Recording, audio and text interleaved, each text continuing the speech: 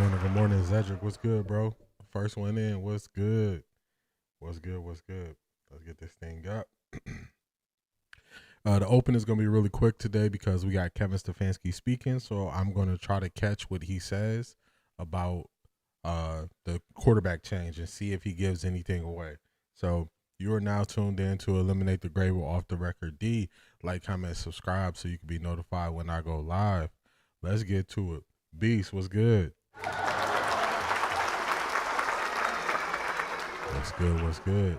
Let's see if I can catch some of this audio of Kevin Stefanski speaking on why he went to Dillon Gabriel. Okay, going to start Dillon Gabriel at quarterback, as I know you guys saw. First of all, this is not about one person. Joe is a captain of this football team.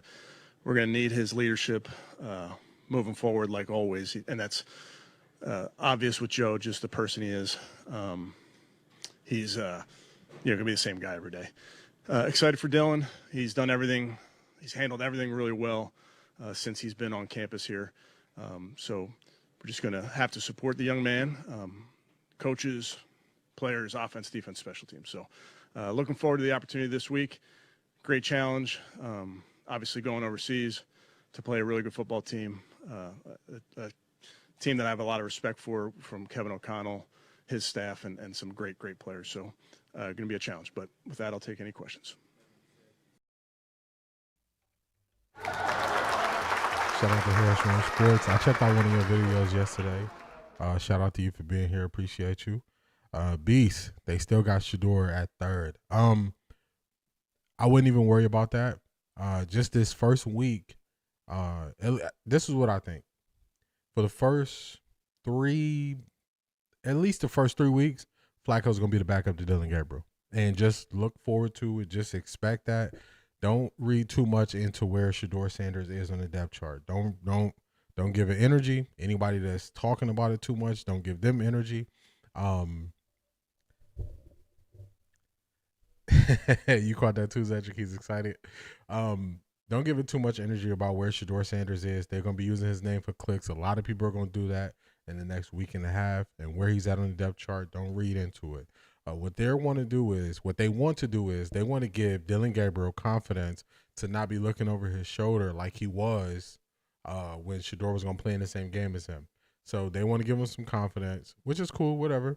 Give him the best shot. So Flacco's going to be the backup. Just expect that. Don't worry about it. Don't read too much into it. Shedeur's going to get his chance to start. Flacco there to support Gabriel for now. Can't trip. Exactly. That's exactly it. Don't feed into it. Don't worry about it. It is what it is. So I'm not going to give that too much energy because I see what it is. They want to really give him a true and real opportunity, regardless of what the circumstances are. So this is their guy. They had a chance. Good morning, Joe. What's good? They had a chance. They could have took Jackson Dart. Remember, this whole episode today is going to be about the decision making and now how people are starting to see the things that I have been saying. So I've been saying these things. Now people are starting to see it. This is about decision making. They had the number 2 pick. They could have got Jackson Dart. They could have got any quarterback other than Cam Ward. And they decided this was their plan, to get Dillon Gabriel, get Shedeur, roll with your guy, roll with your thoughts, roll with your decision, and stand on it. He'll still be looking over his shoulder anyway. I agree. One thing I can see, so I can't look at a person and determine if they'll be good or bad. I can look at a person and see if they have confidence and if it's real or fake. And you can see when somebody's confidence is shaky. So I'll give you an example. J.J. McCarthy. I was not a firm believer in J.J. McCarthy. J.J. McCarthy, during his first start, was telling Justin Jefferson, don't give up on him. That means that dude's confidence is on the rocks. So a quarterback having confidence on the rocks means they're not going to play well. Joe Flacco, I intentionally showed him on Monday, his confidence is shot. I showed y'all, you can see it in his eye. So Dillon Gabriel, I still got to get a little bit more read on him. I want to see how he looks after a game. So that's when I'll be able to determine. bro, trying to understand the madness. Just like Zedric said, they just want him to help. They want Flacco to help Dillon Gabriel. So don't read into it too much. It's going to be people who are throwing a lot of energy at that. I'm not going to throw my energy at that too much because I think everybody needs to go. So what I'm going to throw my energy at is laying out my case for why they need to go. That's what we're going to get to. So let's see what they asked Kevin Stefanski, because this happened. This was happening right as I was getting ready to start the show. So I didn't get to listen to it. So whatever we hear is going to be the first time. One person, then why make this decision and why make it now? Yeah, I think the big thing for me is we need to all be better. Daniel, we need to coach better. We need to block better, catch better, run better, all the above. We need to be better. And I know the quarterback position gets quite a bit of scrutiny. I understand that, but this is about our entire team playing better. Yes. I saw that too. Early on when they were at rookie minicamp, I remember they spoke to him and then they spoke to Shedeur, and I was like, he sounds like a quarterback / coach when he's talking, and I called that out in real time when I was listening to them way back in rookie minicamp on Dillon Gabriel. So that's why I said I gotta get a little bit more for how he responds to playing in a real game and how he speaks afterwards. So got to get more. They're pressing Kevin Stefanski early. They're like, oh, you said it's not one person, but you changed the quarterback. Why did you change? Beast, I don't think Kevin made the decision. You are onto something, my friend. You are onto something. That is also the next question. I started to hear the next question. Let's get to it. Yes. So they asked him, was it your decision to make the quarterback change? He said yes. That's all he said. When do y'all hear Kevin Stefanski answer a question that quick? And I'm just not going to pull this out of nowhere. So let's see what else they asked Kevin Stefanski. The 8 turnovers or whatever it was through these first 4 games play a factor. Obviously, Ashley, we need to be better taking care of the football. We are -6 in the NFL. We're 32nd in turnover margin, and that's very difficult to overcome. Just the change to Dillon can provide a spark for an offense that's struggling? Well, again, we just I think across the board we have to be better, and that's the we in this thing. So obviously expect Dillon to play well, but we have to be good around him.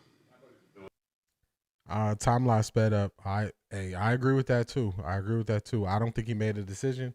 We had some stuff coming out yesterday saying he didn't make the decision, and Kevin kind of just glitched out there. They asked him, do you think Dillon could provide a spark? And he got the stuttering. And Kevin, as much as he doesn't say nothing, you got to go based on how confident he is when he's saying something. When he is giving an answer where he knows he's not going to give you nothing, he goes right through his answer. He don't stumble his words. When he starts to stumbling and fumbling over his words like he can't speak, that's when you know, hey, pay attention to what he said right there. Again, I think the focus is on doing all those things, Scott, that allow you to be sound on offense. Kevin, what are the things Dillon has shown you behind the scenes that make you believe he's ready for this?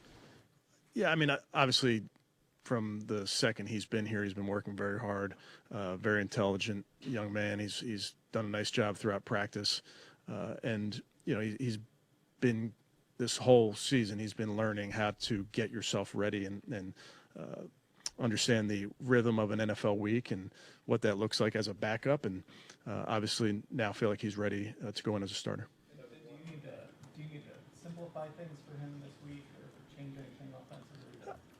I think with any quarterback, you're going to play to their strengths. So regardless of who that guy is, veteran, rookie, you name it, you got to play to their strengths. I'm sorry? Why now? Yeah, just my decision where I felt this decision was best for the football team. They're on him bad. Kevin knows what's up with 12. He can't run from him much longer. I agree. He was trying to hold off as long as he could. That question right there. So he kind of glitched up again. They said, why make the decision now? It was just my decision. I felt like it was best for the team. You didn't make the decision. So that's enough. We're not getting nothing else from Kevin Stefanski. We know he's just He's blowing the air right now, so we're not gonna waste the time listening to that. But we're gonna get to the show. Like, comment, subscribe. Shout out to you if this is your first time here. I just wanted to see if he was going to say anything worth hearing, and he didn't get much. All right, let's see.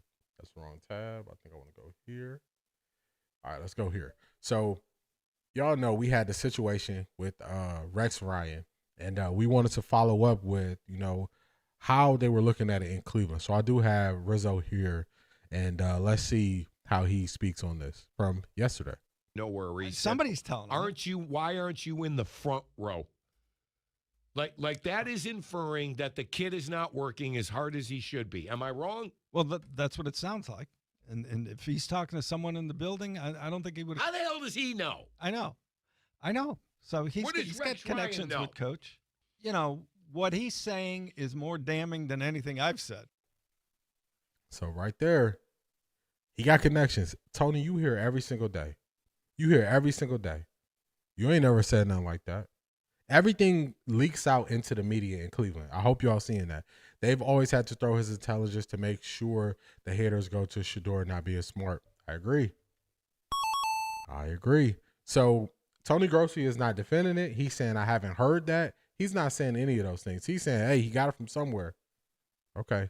Remember I said, just for the simple fact that something like that leaked where Shedeur sits, everybody needed to go. The reason why I said that is because you can't really keep nothing under wraps inside that building. Rizzo said yesterday that Dillon Gabriel was a starter. He said his sources told him yesterday. So 24 hours ago, he knew Dillon Gabriel was a starter. So you need to blow the whole thing up, because now when you think you have a plan, it doesn't work because it gets leaked. I'm tired of the mistreatment of Shedeur at this point. I don't like to speculate, Beast, but we're going to do some speculation. This is week 4. This is what I see happening. I might be wrong about the Jacksonville Jaguars. They might do a little bit better than expected. The Browns are going to have a high enough pick. The problem is the Browns are imploding. They're imploding right before our eyes. And when we get to who made the decision, how the decision was made, when we get to all that, you'll start to see why I'm saying this. So Kevin Stefanski is trying to hold power. He was overpowered in this decision. That means they're not on the same view. Andrew Berry and Kevin Stefanski usually always on the same level. They always agreeing. Now that they're starting to disagree is because there's tension there. Now it's going to be every man for himself. Excuse me. Kevin Stefanski is going to have to do what he believes is best for him to keep his job. And Andrew Berry is going to have to do what he believes is best for his job. And you're right about that, Zedric. They might win the division. I think it's going to be the Colts, but if I'm wrong, I'm wrong. You know what I'm saying? I accept it. I won't run from it. They got a chance to do it. So that means if they win that division, what everybody assumed would be a top pick, what everybody assumed would be 2 top 10 picks, 2 top 15 picks, you might be looking at pick number 4 or 5, and you might be looking at pick number 20. That's not moving. You're not moving up. I think it's going to be 2 quarterbacks is going to be worth anything in salt coming out this year. 2. It's going to be a whole bunch of guys. It's nothing. You seen some guys last year who looked like they were the saviors for their organization turn back into pumpkins. You look at the Bo Nixes where people like Bo Nix, but he not looking that good. You looking at the Raiders not being as good as you expected. Them needing a quarterback. You're looking at Justin Fields struggling. So a lot of people that people had high hopes for not doing as well. It's going to be more teams that need quarterbacks. I think it's right around 8 teams is going to need quarterbacks. So with 8 teams needing quarterbacks, you're not going to be able to move up and get the guy you want, especially if you're not the number 1 overall pick. So with that being said, these guys are going to fight for what they got to do for themselves to win, and them not being on the same level is going to cause dissension. They're going to be out of here. It's going to be a new coach, new GM. This is my way out speculation. 4 games in next year, the Browns will have a new coach, new GM, and they're going to sell that GM on you had 2 top 10 picks to rebuild this team, and also you could potentially have Shedeur here who could be your quarterback of the future if you like Shedeur. So it's going to be a GM that has positive feelings towards Shedeur that potentially could come in here. That's my way out there. So I'm not worried about what they're doing. Every plan that they put in place is blowing up in their face. So their plans are irrelevant to me because their plans don't pertain to you actually having to go out there and play football. So I don't Shedeur can handle this. If Shedeur send out the bat signal and say he not good, then I'll change how I'm speaking. You saw the post that Shedeur put on IG yesterday. Shedeur is good. So as long as he good, I'm not going to trip about it. Now, when he sent out the bat signal and say, hey, it's bad here, then that's when I'll change how I speak on this. But I don't think these guys are going to be here. And I think this is the start of them blowing up. So that's what I think. That's what I'll say about the Shedeur piece for now. Now, when I speak about how they're not on the same page, where's my other post at? Let's get to it. Kevin Stefanski and Andrew Berry are not on the same page, and this is why I say that. Let's get to, okay, here we go. Let's get to Rizzo. In the building. Tony wrote about it too today. My insiders say that there's strife in the building. Tony wrote about it too today. He must have got the same stuff. But apparently, it's Kev v. Andrew and Jimmy, from what I understand. Kev wants to keep Flacco. Andrew and Jimmy want the processor. So normally, you might just say, do these guys really know what they're talking about? But Rizzo bought some credibility. He bought the credibility when he told us yesterday that Dillon Gabriel is going to be the starter. He broke it first. First one. My sources tell me Dillon Gabriel is going to be the starter. So he has somebody inside the building who was close to what's going on. He also just told us Kevin still wanted to roll Joe Flacco out there. Kevin wanted to roll Joe Flacco out there. Andrew Berry and the owner, see, remember, I told you they're not on the same page no more. It's every man for himself at this point. This is Andrew Berry separated himself from Kevin Stefanski and saying, hey, I want to move forward. Joe Flacco is not doing it. Kevin Stefanski saying, I want to stick with Flacco. It's already causing the tension. The issues is there. You always want to be on the side of the owner. You don't want to be on the outside looking in. So just look at it. Look at it's already started. Tension is there. What do y'all think about the tension? Also, what do y'all think about Kevin Stefanski still wanting to play Joe Flacco? Do you think it's the right thing to do to still keep Joe Flacco out there? Just, these are the questions. These are the questions. Let's keep this thing moving along. I know how we feel about it. All right. We got Dale Ryder. Dale Ryder, it's funny. I kind of show him just to get a quick laugh on every episode. This is him. This is him yesterday. In the NFL. He is all over the place with how he's speaking about this situation. And it's just funny to me because these guys should just come out and just admit fault. They cannot do it. But let's see what he has to say. This is him, his take on the Shedeur Sanders-Rex Ryan situation. National Football League did not collude or conspire against Shedeur Sanders in the NFL. I have said. Zedric, man, you on fire today, man. Sticking by Flacco means he doesn't trust DG to go out there. Zedric, you were here. Do you remember last week I said if they don't want to put Dillon Gabriel out there, it's only one person who would be slow to roll Dillon Gabriel out there? And I said that would be Kevin Stefanski. And I asked everybody a question. I said, who would be the one person that wouldn't want Dillon Gabriel to go out there? And it's Kevin Stefanski. And it's because now Kevin Stefanski is the one who gets put. Kevin Stefanski is in the hot seat right now, whether the owner is saying it or not, based on how he's making decisions. Now, if he's married to Dillon Gabriel and he doesn't want Dillon Gabriel to go out there, that means he doesn't believe in him.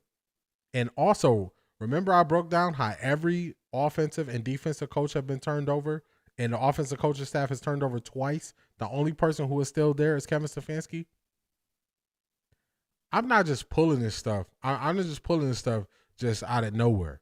when I'm breaking this stuff down for y'all, we are always ahead of what they're talking about. We're always ahead of it. I said this weeks ago. Kevin Stefanski was the one slow rolling this situation going to Dillon Gabriel. Because now Kevin Stefanski is supposed to be the quarterback whisperer. He's supposed to be the one who gets the most out of quarterbacks. He's the one who is supposed to be the offensive guru. His offense is trash. So, yes, they did beast max protection for DG 99% of the plays. They can try to. I'm actually going to show y'all. When we get to the film breakdown portion of the show, I'm going to show y'all only the third downs, and I'm going to show y'all where Kevin Stefanski is failing, and this is where he's going to fail at this week as well. Yep, his pick is about to turn on its head. Y'all are on to it. Y'all are seeing it. Y'all are hearing why this process is playing out this way. If I pick a person, and I'm tired, because remember, if you're the coach and you pick a quarterback, if you're the GM and you pick a quarterback, you are tying your job to that player's performance. Kevin Stefanski is going to be tied to Dillon Gabriel's performance. If Dillon Gabriel ever loses the starting job and they have to go to Shedeur, then we have to change how we view Kevin Stefanski, not me. The Browns ownership has to change how they view Kevin Stefanski because he doesn't know what he's looking for in a quarterback. Yeah, Flacco checks down on every third down, no matter the yardage. Hey, third downs is crazy work. Third downs is crazy work. The play call on third downs is terrible. Hey, Harris from Sports, you onto something. You're onto something, and that's all of this is coming to the light. The darkness is coming to the light. That's what's happening right before our eyes. Let's finish up Dale right here. And I continue to maintain the people around Shedeur Sanders colluded and conspired to unintentionally sabotage that kid. Nowhere in the league did anyone have him as a top 5 pick. Okay? But that's all we kept hearing about leading up to the draft, how this kid was a top 5 pick. So you set him up to fail to begin with and the drop. And then, yeah, I mean, he's a high-profile, highly popular. So we got to – it's so funny when I'm proving these guys wrong in real time. So he just said the people around Shedeur are the reason why. The people around Shedeur are the ones who colluded against him. They're the reason why he fell in the draft. That's what he just said. It was 3rd and 14. He checks down for 2 yards. Facts. When he threw that out route to Isaiah Bond. I know what you're talking about, Harris. How do you collude with no power to make the decision? You see what I'm saying?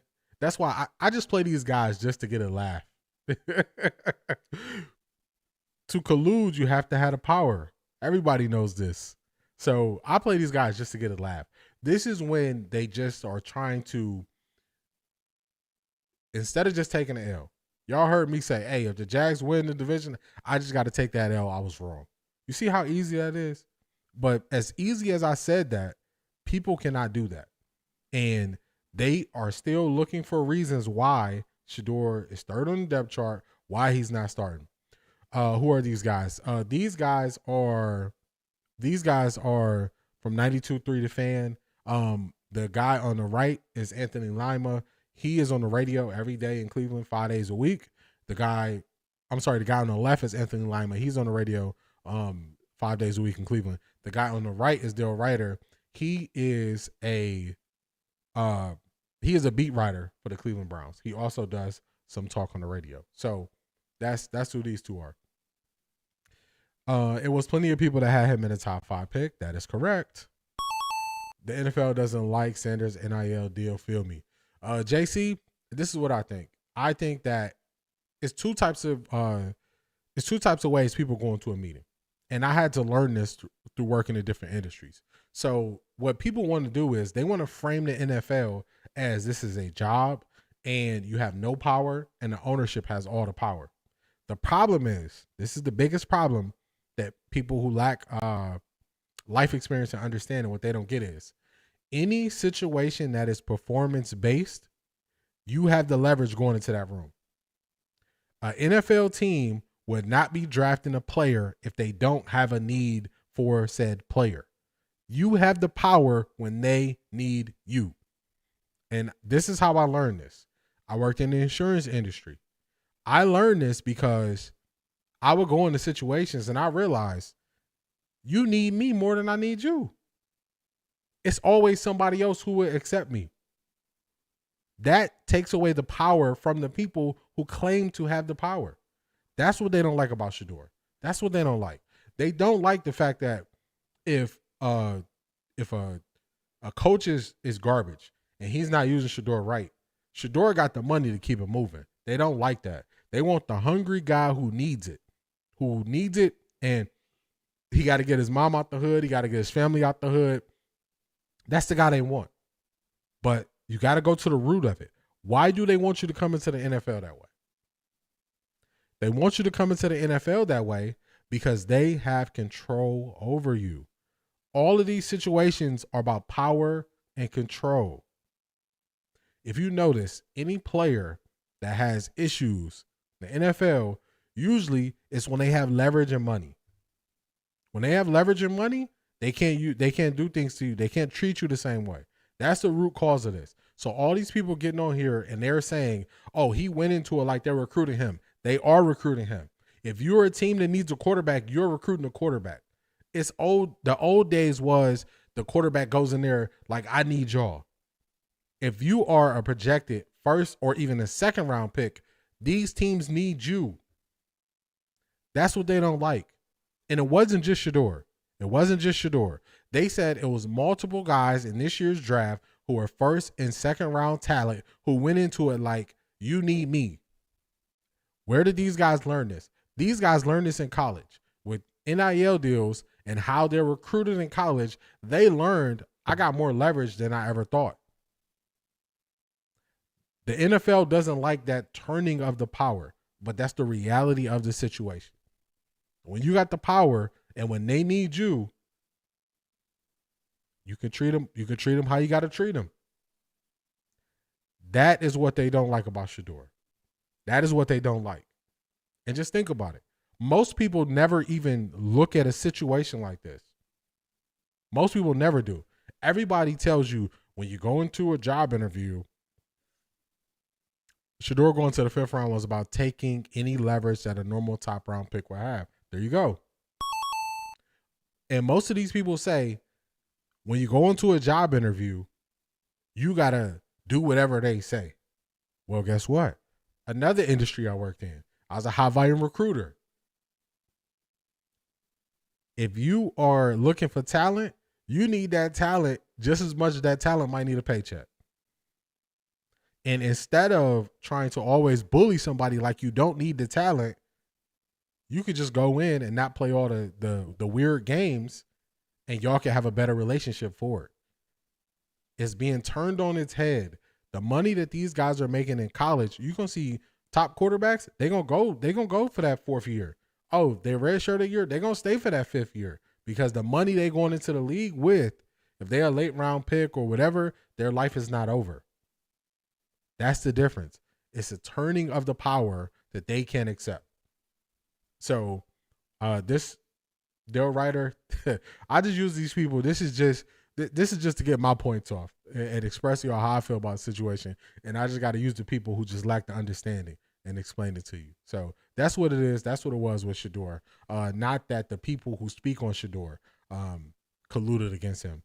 So he's the type of person that says Shedeur having a big following is an issue, even though the Browns will tell you Shedeur is good for the bottom line. So Shedeur just a tip of the spear in a new area. That's a fact.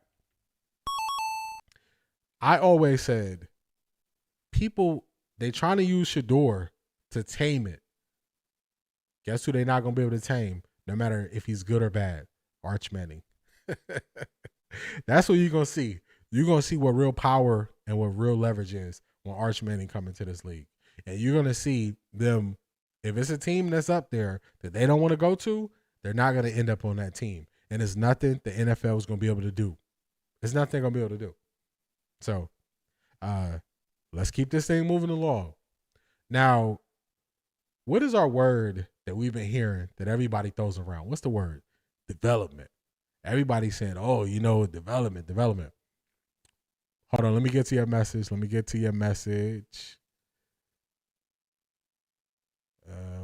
this. Where's the message go? Let me see. Check out this message. My bot got you, but let me read it. All right. Taylor Swift was supposed to perform halftime 2026 Super Bowl. She requested to retain her video performance and wanted to advertise some personal projects. They refused to grant her request. Power. Come on now. Come on now. That's the one that they're going to look the other way for. Exactly, Zedric. It's about power.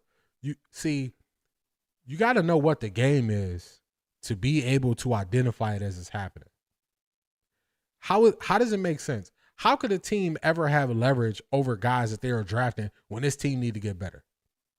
Just think about it. Taylor Swift moves totally different. Totally different. Taylor Swift is the one who said, you know what? Y'all don't want to give me my masters? I'll re-record my entire albums and then I'll tell my fans, don't stream the old ones. What do they got to do? Oh man, we got to change her contract up. She too big. That's power. Most situations, the root cause of how things happen comes down to power and money. And usually power is used to determine the money, or the money is used to show I got this much power. That's all it is. Not the surface level things, not the surface level things that these people want to make it out to be. So let's get to development. So this is the next clip I got. Where is it? I got so many clips here. So we're supposed to believe, let's make sure y'all can see it. Let me pause it. Remember a couple weeks ago when I played Coach Prime on New Heights podcast, and he said, they don't develop you in the NFL. They want you to know what you're doing. They will teach you their playbook. Remember he said that? And I remember it was somebody in my comments who said, well, the Chiefs developed Jason. They developed Travis Kelce. And I didn't respond to him because I know that Travis Kelce reached out to other tight ends and got tips and pointers. And then also they do tight end you now. If your team is developing you, why do you need to go outside of your team to get development? That's just a question. That's a question. If your team is developing you, why do you need to go outside of your team to get development? That's the question I have for y'all. Somebody make it make sense. So the Browns, Shedeur is not ready. That's what they telling us. Shedeur is not ready. Dillon Gabriel is not ready. We're developing these guys. We're getting them to where they need to go. If you're developing Shedeur, why is Shedeur throwing at colleges with his quarterback coach? If you're developing him, somebody help me. Help me understand. Help me understand. Why would you go outside to develop yourself if they're developing you? It's not making sense. It's not making sense. Somebody got to explain it to me. Somebody has to explain this to me. They're not ready. Projection. That's a fact. That is a fact. That's a fact, Cedric. So these are the questions you got to ask yourself because this stuff is not adding up. It's not making sense. It's not making sense. Shedeur's out here throwing. This is the week of the game. This is not bye week. Would you like me to be smaller? Let me turn that sound off. I don't need that music. Shedeur's out here working. Remember Rex Ryan said he wasn't working? Y'all remember that? Is this work? Have y'all heard Shedeur being late to any meetings? Have y'all heard him not being at the facilities? Have y'all heard any of that? And you see the outside work he's doing? Y'all see it. But hey, he getting developed by the Browns, man. The Browns is helping him get better. They so good at helping him get better that he got to go outside of them to help himself get better. So, look, this stuff is writes itself. It writes itself. The problem is people are getting exposed to what really goes on, and they have heard it goes on a different way for so long that they don't even question it. So now, people had a nerve to question one of the greatest athletes of all time on how the NFL works. Jason Kelce automatically agreed with what Coach Prime said about the NFL developing you. We watch countless guys come onto podcasts now that they can speak their own voice and tell their stories. So many guys come out and say they didn't develop me. If you're a basketball fan, we get into NBA season. Did the Cavs develop Imani Bates? These is questions, y'all. Tristan Thompson was on the Cavs for so many years. Did they develop him a jumper? Hey, I'm just gonna be the one to ask y'all the questions. That's it. When people talk about Kobe, they talk about his work that he put in. Did Kobe develop his game, or did the Lakers develop Kobe? I got questions, y'all. These are my questions that I have for you. Stop believing the BS and the things that people can't quantify. Shedeur is going to ball out when he gets his opportunity, and it's not going to be because Kevin Stefanski had him watching plays from the sideline. There you go, Zedric. Nope, you got to do it yourself. That's a fact. That's what it is. So when they are using things that are not quantifiable, that's the first, my ears perk up, and I assume that's a lie. That's just how I work. That's how I don't get caught up on things that don't matter too much, because this stuff is not quantifiable. They never once say anything that was quantifiable with Shedeur, so I'm not giving it too much energy. I'm just going to prove, hey, this is false. That's all I'm going to do. I'm not going to, spend too much time on it, because we can see through that. We're at a point now where we have so much exposure, all you got to do is look what's in front of you. That's it. That is the development word. And this is not the only time Shedeur is out there. Exactly. They're going to try to take credit for it. Remember I said they're going to rip Shedeur out the plastic? He's going to be that get out of jail free card. They're going to try to use him to save themselves. But you know who's going to be able to get saved? Andrew Berry is turning the narrative so he can try to stay and not be attached to Kevin Stefanski. That's what he's trying to do. But I've been calling out Andrew Berry since the summer, and I'm not going to stop. I'm not going to stop because I see through it. The issue is it takes people so long to see the things I saw already. It takes them so long. So now people are starting to question, maybe Andrew Berry not that good. So let's get to it. This is another Cleveland Sports Radio. So this is what they're going to say. They're going to talk about Andrew Berry's drafting record. And they're going to talk about guys on the offensive side of the ball. So if you remember, I said Andrew Berry was not good at drafting positions that were secure when he became the GM. And those positions were wide receiver, offensive line. Guess what they're going to say now? Or really show that there's something moving in the right direction, to go along with Scott, that for Kevin and Andrew Berry to remain in their positions. And I touched on it earlier. Harris from Sports, how did you pick up on these things? Life experience, man. What happens is, as you see these grays, as you live longer, the cheat code to life is living longer. So the longer you live, you should be able to identify situations and scenarios and go back to it and say, I seen something similar to that. How did it play out? And then pay attention to how it played out every single time. So a lot of how I'm analyzing what is happening with the Browns is based on things outside of football that I've seen. So then once I just put the lens and turn it to the Cleveland Browns, that's how these things are highlighted to me. And you got to take the emotion out of feeling good and saying Andrew Berry's a nice guy. Kevin Stefanski is a nice guy. You got to take the emotion out.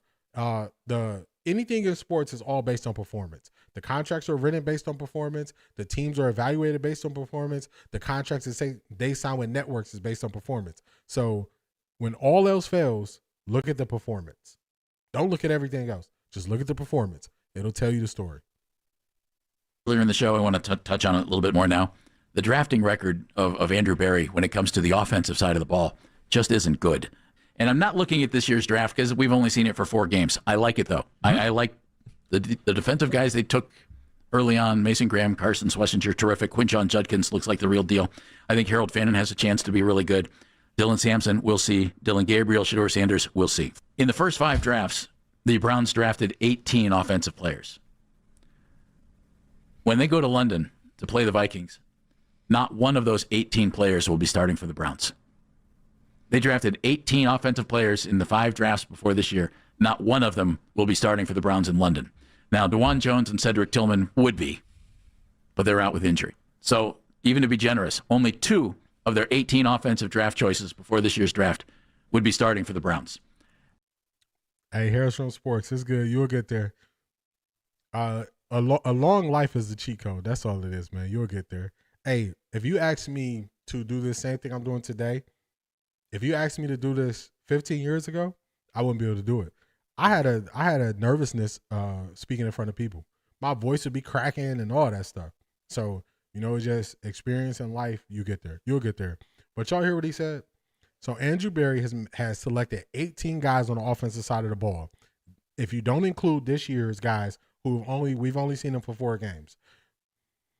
18 guys, only 2 will be starting, and the 2 that would be starting have been injured often.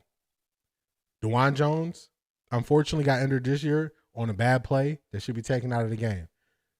DeJuan Jones got injured last year on an offensive lineman who got beat, and he got whipped around, and his legs took out DeJuan Jones's legs. So DeJuan Jones has been injured 3 years. Cedric Tillman has been injured every year he's been here. So even though those 2 guys will be playing, those 2 guys get injured every single year.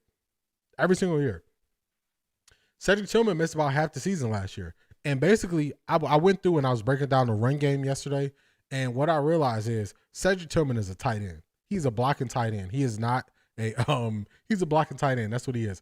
Them lining him up at receiver is crazy. He has no breakaway speed, and he is part of the reason why defenses are able to do what they do against the Browns, because you have one receiver who I don't think Cedric Tillman runs 40-yard dash in 4s.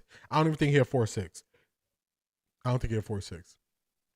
So now people are starting to see. They put this out this week. Y'all know I've been going to Andrew Berry for a minute. I've been going at him. And I'm like, his drafts don't add up. They don't add up. But let's get to somebody else. Let's get to G. Bush. Shout out to G. Bush. As I was doing research for this show yesterday night, let me get it up here for y'all. Now, I always take y'all back and I show y'all something that's old to let you know that people have always viewed things this way. It just didn't all come together.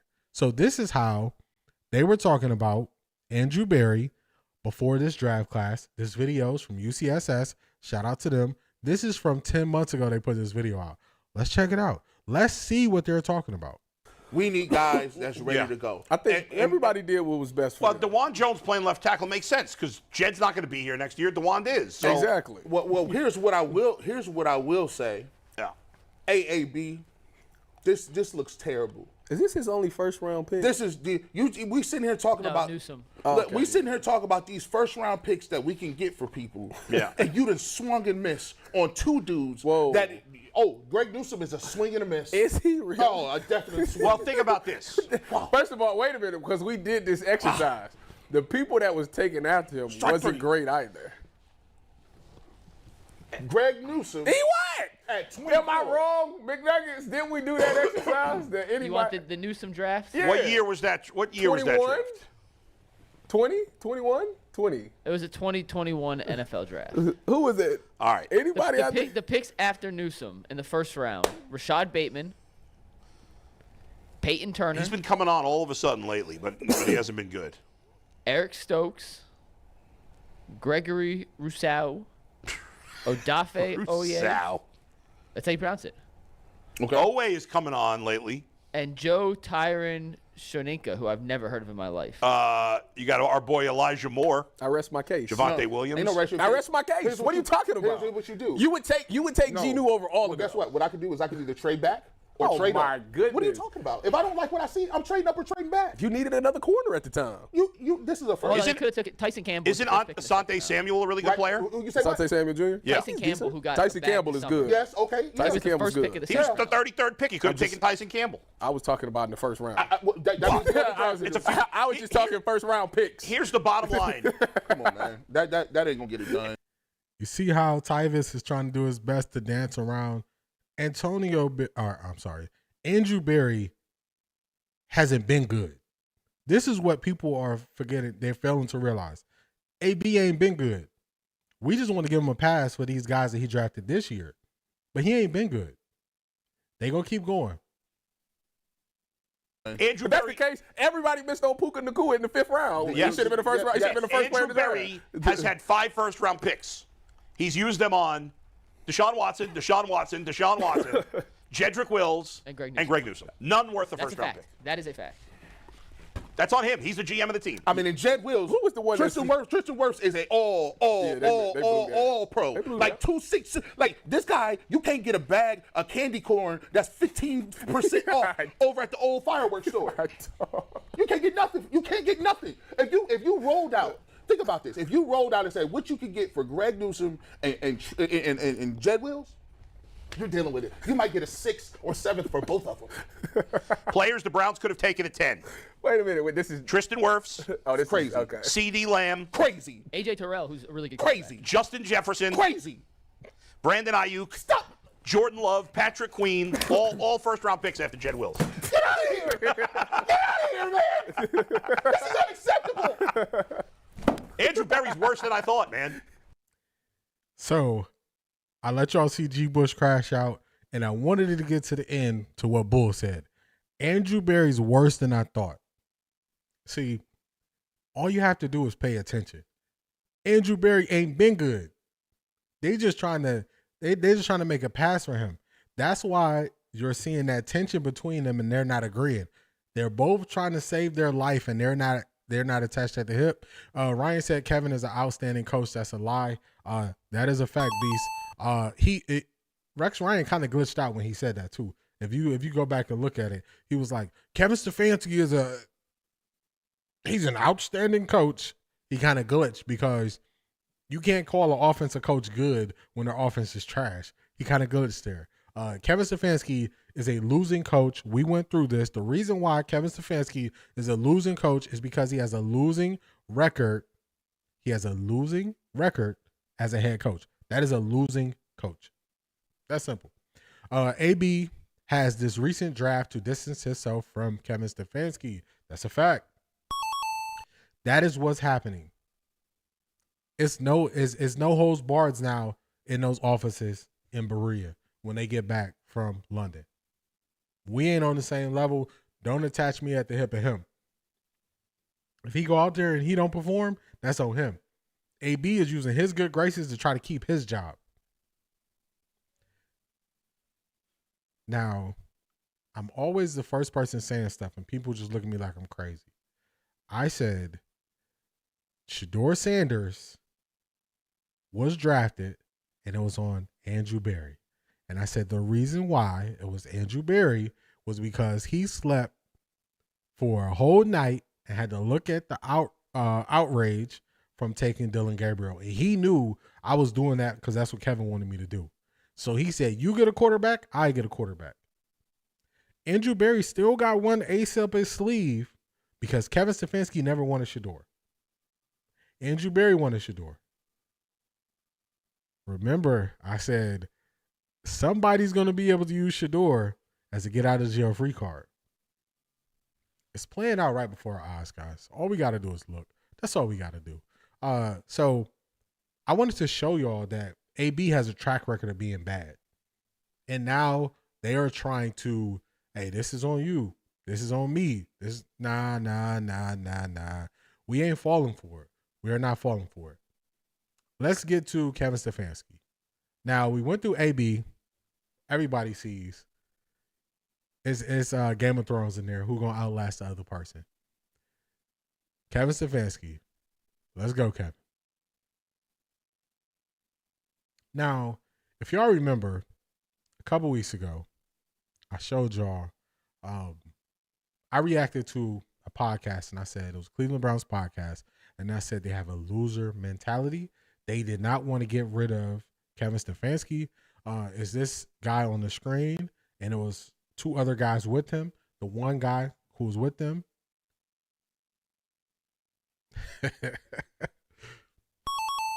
I don't think AB hasn't pulled Kevin Stefanski card yet on Shedeur is coming though. That is a fact. Hey, that is the big joker. That is the one. He keeping it in the back pocket, keeping it close to the vest by just saying, hey, do you remember during the draft? We took Kevin's guy. This is the guy Kevin wanted. Kevin sold us on what he could do with Dillon Gabriel. Now he doesn't want to play Dillon Gabriel. Now Dillon Gabriel flames out. Now I wanted Shedeur. We got great value for Shedeur. We got Shedeur in the 5th round. Who you gonna keep? Jimmy Haslam. Hey, we ain't the same. We ain't the same when it comes to this. It's there. It is there. So this podcast, it was one guy in particular who was saying, you don't blow the whole thing up. And then I just went and showed y'all that everybody had been fired around Kevin Stefanski. The staff had been turned over twice when he said you don't blow everything up. And I said Kevin Stefanski was dodging everything like the Matrix. Let's see what type of tune they're taking now. And I've seen him do it in recent years. So I want to talk about, we were in there in the Discord on Sunday, and Andy K, my buddy in the Discord, laid it out perfectly on Sunday. So I just wanted to quote him because I couldn't have said it any better.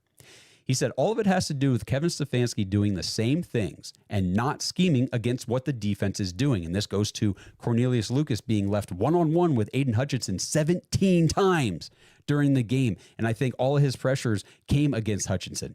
Give the guy some help. Did you not game plan against Aiden Hutchinson? And when he was asked, Kevin Stefanski was asked about this whole, game plan against Hutchinson, he said, obviously there was a plan, but I forget what he said, but like things happened during the game or something like that. I said, well, what was the plan?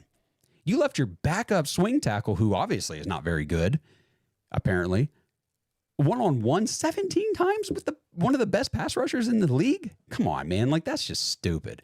So going back to Andy's comment, he said it's the same crap over and over. When he does do something different, it's over the top wild. 90% of the time, those schemes are unsuccessful. Tight end arounds, etc., things like that. It's always a vanilla offense, and I've heard that a lot. However, he'll sprinkle some nuts on that serving of vanilla every once in a while.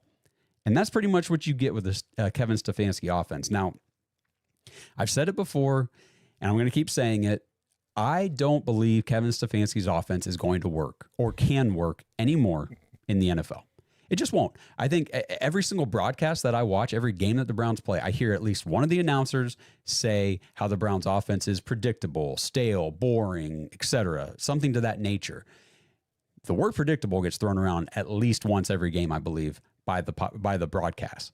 And it's not just this season. It's been all throughout Kevin's 6 years here. And I want to keep that number in mind, people. Like, this is year 6. It's not like it's year 2 or 3.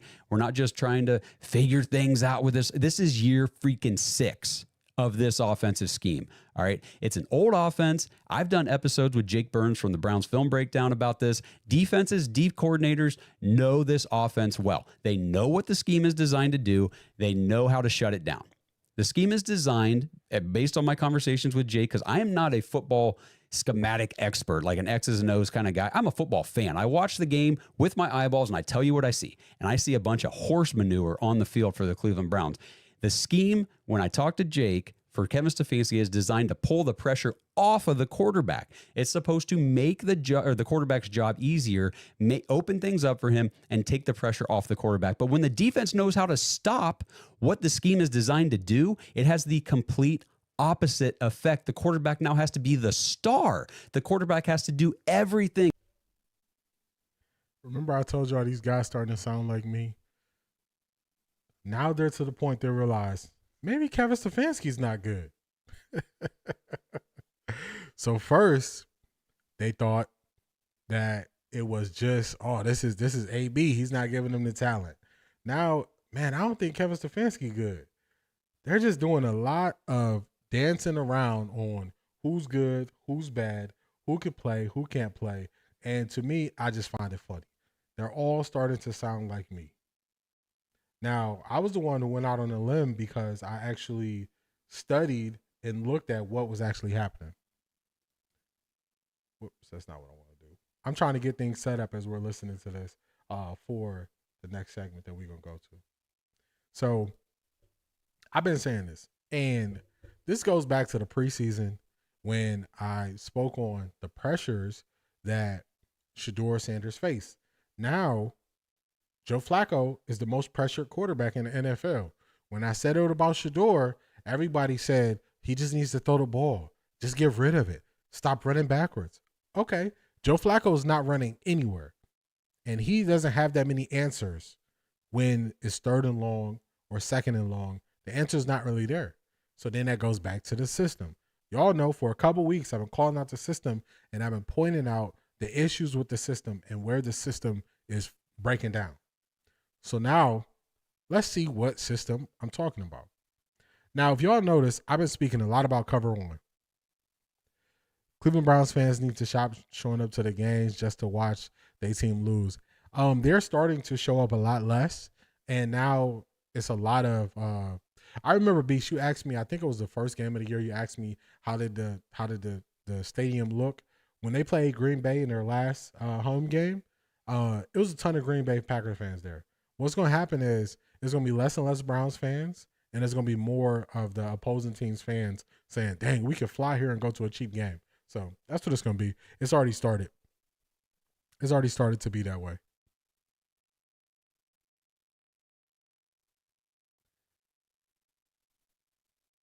For the longest, I was thinking it was Joe, but once I started watching more and researching, it's the play calling. Harris Room Sports. You might be on to something.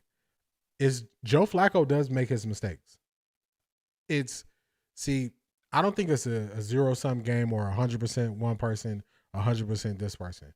I think there's a lot of things that break down in this game.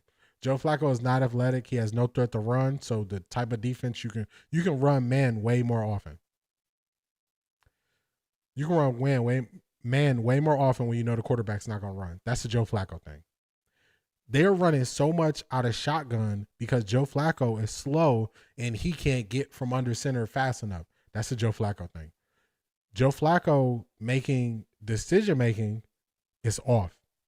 Also, teams like the Baltimore Ravens confused the mess out of Joe Flacco. He didn't know what was coming. He didn't know where to go. He was all thrown off. So and the system is not good. The system is not good. There's some bright spots in the system, but overall it's not good. Every third down, the fans and the team is confused. The team is so discombobulated on third downs. Hey, you wanted something. That's why in today's film breakdown, we're only going to break down third down because that's where the money is made, and that's where games are won and that's where games are lost. So let's get back here. Now, I've been saying that the Browns have so many issues with man. So I found this chart. They put it together. I don't know how well it's going to show on the screen. Let's see if I can do this. So weeks 1 and 2, the defensive coverage that the Browns face the most, the top two defenses they face 46% cover one. Cover one, that's where the safety plays the middle of the field, like he's just playing the middle of the field. Whoops, wrong thing.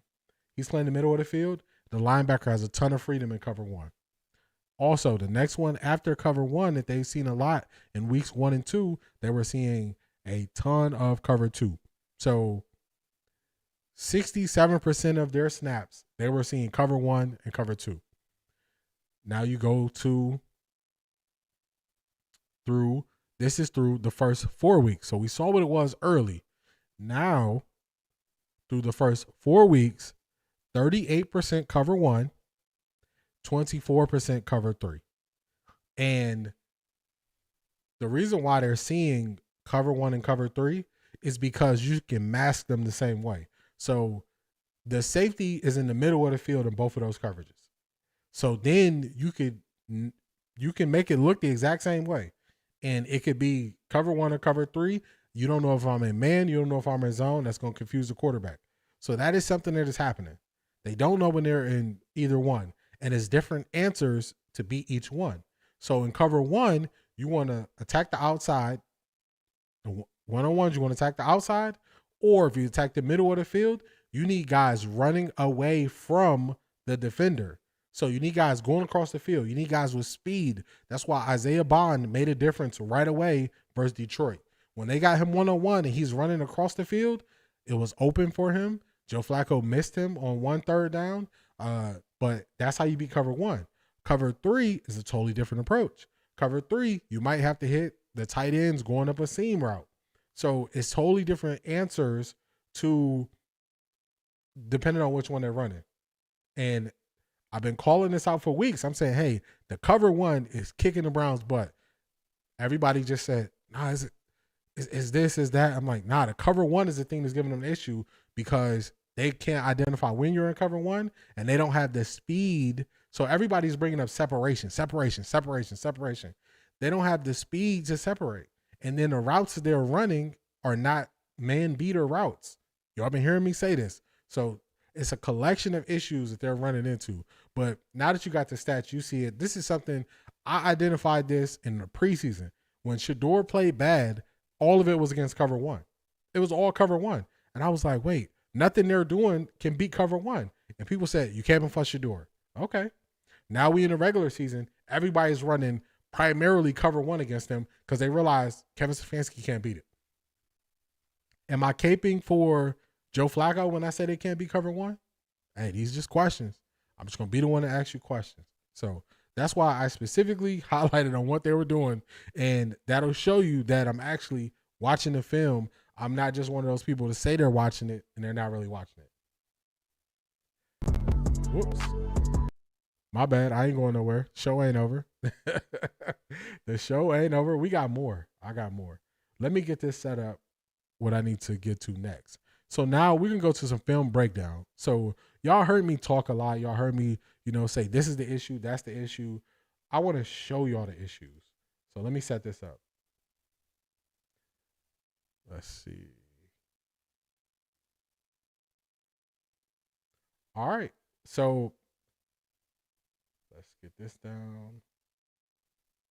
Harris Room Sports. You've been you asked me about third downs yesterday, and we get to third downs today.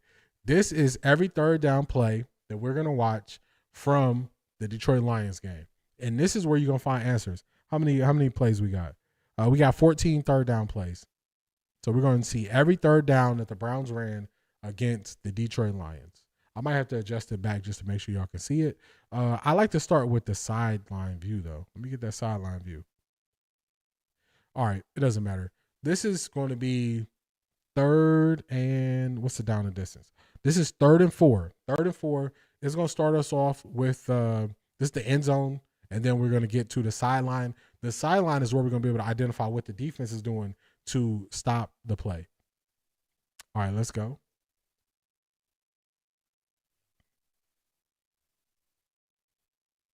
It's hard to see what the defense is doing at this point, but that's okay. We're going to get it. Isaiah Bond running across the field.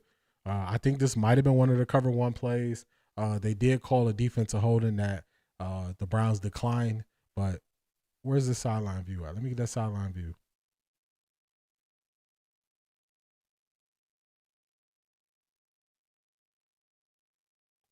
All right, I got to replay it to get the sideline view. But the sideline view, this is what I do when I'm watching film. So when I'm watching film, I start the game, or I start whatever plays I'm looking at, and I say, okay, single high safety, they're not disguising it. Remember I said this is the most disrespectful you can be is when you go single high safety and you don't disguise it. That's exactly what they're doing. They know you can't beat it. We're going to try to scheme up your offensive lineman not knowing who to block. Remember last week I gave you answers. I said the running back needs to be in the backfield to help protect the offensive line wherever the issue is. That's what you're going to get here. So we're going to go, I'm guessing it's cover one. As soon as the play snaps, we're going to see what the defense does. We're going to identify the defense and then look at the result. So let's first, I'm guessing cover one. Let's get this thing going. He's following Isaiah Bond across the line. That shows us this man. Safety drops back further. We are in cover one. Cover one. The running back picks up the person that they couldn't block, and Joe Flacco is going to catch Isaiah Bond running away from the defender. That's the answer in cover one. You need speed to run away from the defender. The defender has to defend you for a longer portion of the play. That's why that was success. That is success, and they identified cover one. They ran a cover one beater. We don't need to see. Let's go to the next play. We don't need to see that. Let's go to the next play.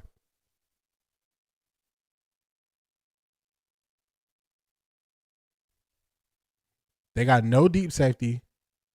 I'm guessing this is one of those plays that they ran cover zero. Let's check it out. All right. Safety snuck out. Single high safety. He's ducking down. He's not tipping his hand on where he's going. Again, you ran another play that is a man beater play. It sounds crazy for me to say it, but that's the only way I can call it. It's called a man beater. I'm sorry. Hey, it's a man beater. That's the name of it. That's the type of play it is. I'm sorry. It don't sound great. But you saw the linebacker in the middle of the field. You saw the safety in the middle of the field. Cover one. Cover one. You seeing what they're doing to him.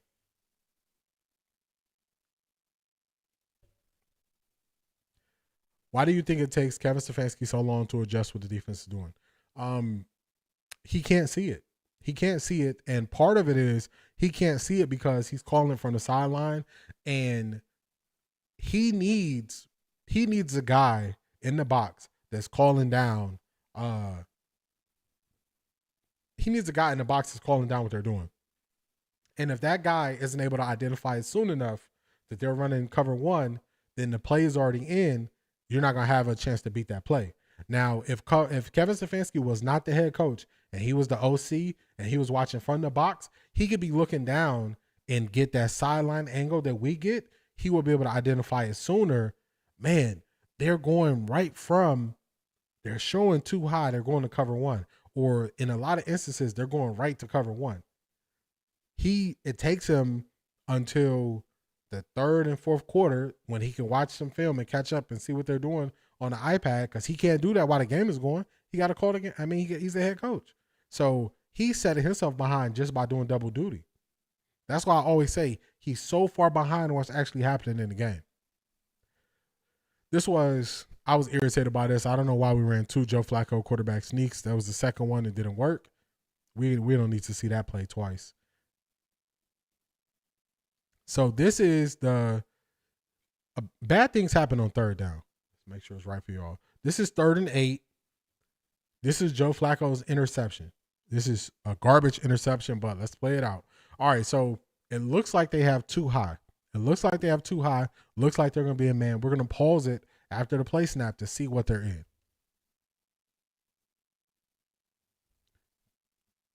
It's a giveaway that linebacker is running with Dylan Sampson on this play, that this might be man. It might be a cover 2 man. We're going to wait to see what it is.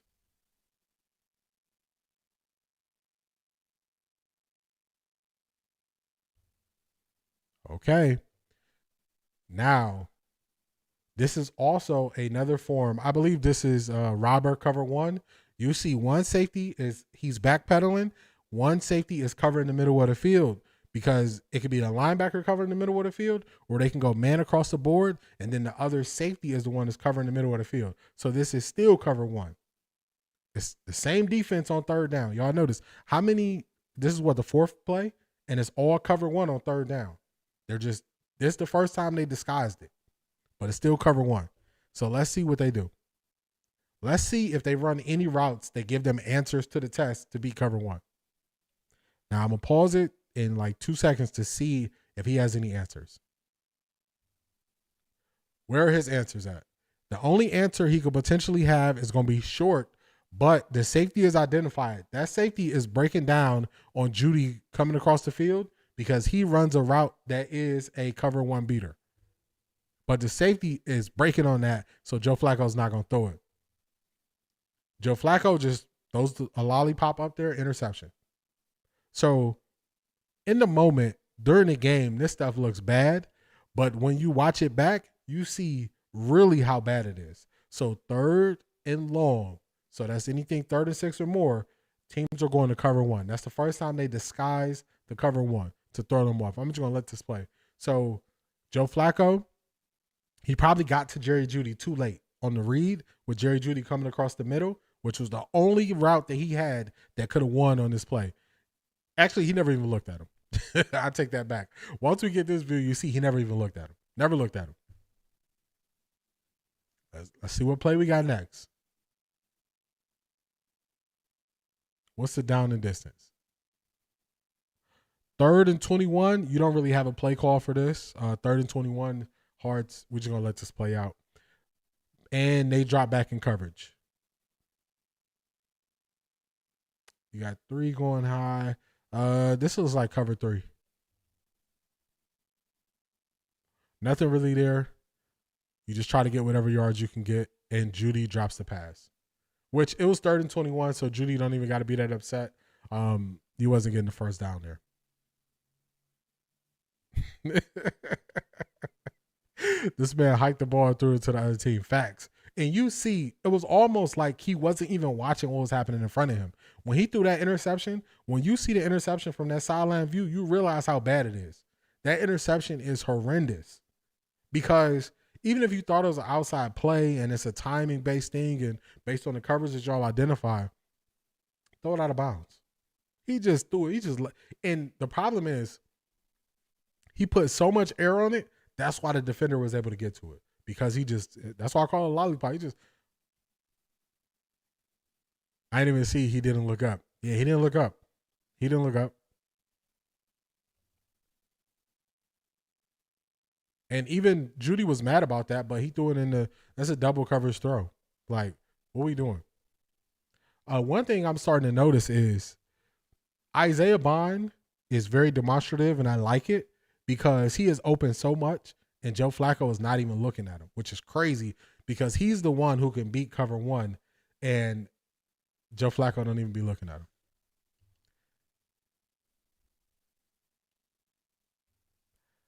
Zedrick, I think he's been going through the motions since the Ravens game. You might be right. The Ravens game, they disguised everything. The Ravens threw the kitchen sink at Joe Flacco. They were showing too high, going into cover 3. They did a little cover 4. They did a lot of cover 1, and they disguised this so well. And then what the Ravens did also, the Ravens put everybody up on the line, so you didn't know who was coming, who wasn't. They confused the mess out of Joe Flacco. If you remember, after that game, the title of the episode was Stefanski and Joe Flacco confused by the Ravens. They were confused. They didn't know what to do. They didn't know what hit them. So this is when it's no way they're sitting in these meeting rooms and they're watching Joe Flacco do this, and Kevin Stefanski still want to put him out there and say he gives you the best chance. Because when it's down the distance and it's time to make the money, when the bread is buttered and the opportunity is there on 3rd down, and 3rd and manageable, he is not making a play. He is not making a play. We're going to see this play. They went into some type of zone here. Harold Fannin almost got it. Harold Fannin also is very good in the running game. It's a scheme. I don't want to mess it up. I don't think it's a zone scheme. I think it's the gap scheme when they have Harold Fannin coming back across and blocking. He's really good at the run game. It's one thing for Flacco to be confused, but the coach can't be confused. That's a fact. The coach can't be confused, and the coach is confused because – and the reason why you can easily say the coach is confused is because he's not giving him plays that beat what the defense is doing. Offensive play caller is confused. It just happens to be our head coach. Let's see this from the sideline angle because they went out in zone. He just took what he can get here. Dang, that was the sideline. Fannin is a tough runner. Fannin has to work on catching the ball. Marie asks, good morning. Question. What do you think about question? What do you think about Dillon QB1 with Flacco QB2 instead of Shedeur? I would say this. Don't read too much into it. They are trying to put Dillon in a good spot. They don't want him looking over his shoulder. In natural process, we think if the 1 gets benched, the 2 and the 3 move up. What they want to do is they want to try to give him some confidence and put Joe Flacco behind him and just say, hey, this is your time. You don't got to look over your shoulder. So that's what they're trying to do. I wouldn't read into it too much. Doesn't mean much. Don't give it energy. It's going to be a lot of people that feed energy into it, but to me, it's a nothing burger. It's not anything to worry about. Nothing to worry about. Shedeur is still going to get his opportunity, and you got to watch some of the earlier of this episode back to see how I broke down why Shedeur is going to get his opportunity. The short version is there is a power struggle within the Browns, and people are going to pick sides. And when they pick sides, Andrew Berry always has a trump card of pulling Shedeur out and saying, hey, I picked Shedeur, he picked Dillon when Dillon doesn't do well. So that's the short of it. But I wouldn't worry too much about it. Don't worry too much about it. Don't read into it. Our process here is if Shedeur is going to be number 3, the third quarterback to play, get Dillon Gabriel out there as soon as he can. That says a lot about their confidence in Dillon's. I agree. That's why earlier when I was saying I got to wait and see how Dillon responds to the game to tell you if I believe he's confident or not. That's why I said that, because I want to see. I don't think good things are going to happen in Sunday's game. I think Brian Flores is going to have a field day with this offense. And also, another thing Zach Jackson said in that interview was Brian Flores, they brought him in, but he never really had a shot to be the Browns defensive coordinator. For that to be widely known, I think he's definitely going to want to put it to the Browns. So I want to see how Dillon responds when Dillon has to talk to the media. Dillon has had some slip-ups when it comes to the media. So I want to see how he responds. The jury is out on if Dillon is a confident person. So glad I can settle that for you, Marie. Yeah, we gonna be good over here. Shedeur gonna be good. I was telling them earlier that if Shedeur sent up the bat signal, we all gonna change how we view it. But right now, Shedeur telling us stuff is good by his IG post yesterday. So as long as he good, we gonna be good. But when it's time to switch it up, we gonna switch it up. That's what we're going to do. This is the Harold Fannin play again. He gets 11 tough yards. Harold Fannin, my critique on him is he needs to consistently catch the ball. He has to. They're going to rely on him. He's very good in the run game. Man, his run tape is really good. All right, let's look at this play. Everybody playing off. This is, let's see. This is 3rd and 16. Everybody playing off, potentially zone. I think he'll have another slip up. He's in the pressure cooker. I agree. Dillon, his slip ups have been odd to me because as soon as the pressure came, my man started slipping up in the media, and he was short with the media after the quote that he gave, where it was a weird analogy. He was short with the media, so yeah, he did. He let a preseason game slip him up. So that's why the jury is still out on if he's a confident person, because if your confidence can be rattled like that, then you don't really have the confidence. Also, are y'all Colorado fans? Anybody follow Colorado? Anybody watch Colorado every week? Anybody stay up late and watch that game last week? I stayed up late. I watched it. I don't those. I didn't realize number 47 quarterback from BYU was a freshman, which makes it worse.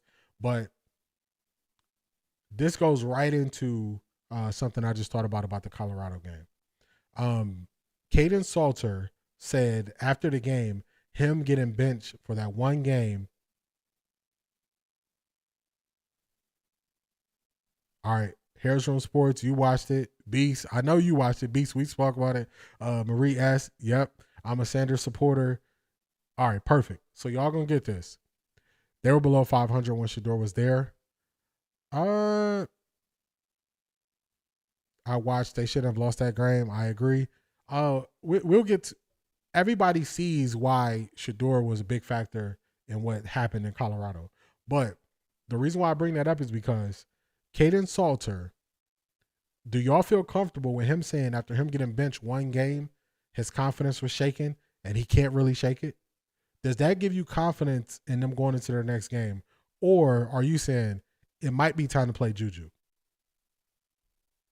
Because to me, if a quarterback's confidence is going to get rattled in a minor way like that, I don't know if he can ever get back to that player soon. So do y'all want to see Juju after that?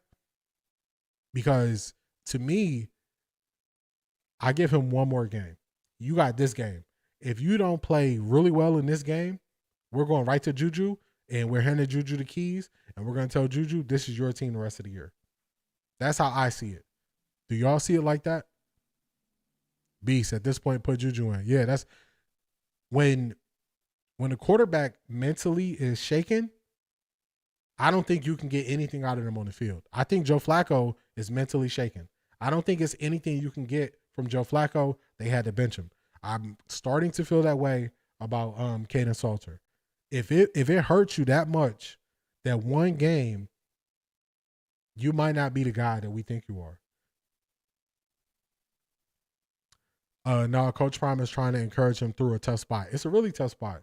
It's a really tough spot.